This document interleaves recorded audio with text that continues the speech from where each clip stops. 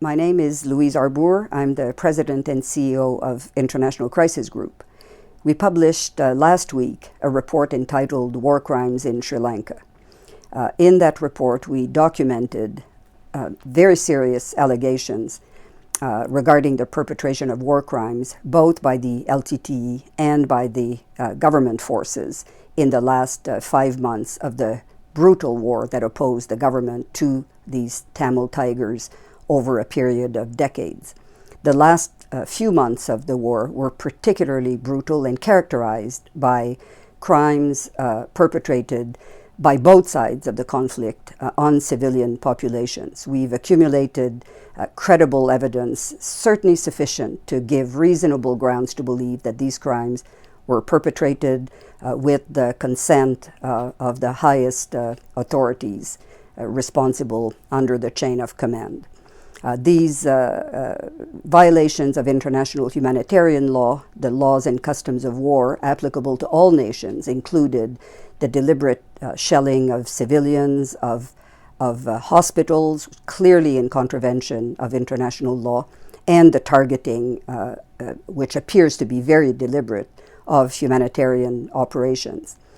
On the basis of the evidence that we've accumulated and of the also evidence that other NGOs and some of the international media have been able to accumulate, we have called for an international inquiry to examine what happened in these last few months of the war, to determine the number of civilian casualties, and to examine in particular the mechanisms of accountability that should be put in place if indeed war crimes have been perpetrated as the evidence suggests.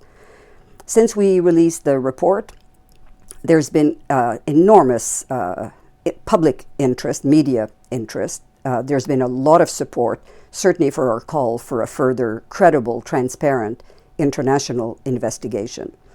The government of Sri Lanka and supporters of the governments have, not surprisingly, taken issue with everything except the substance of our allegations, with the timing of our publication, imputing all kinds of sinister motives to our report.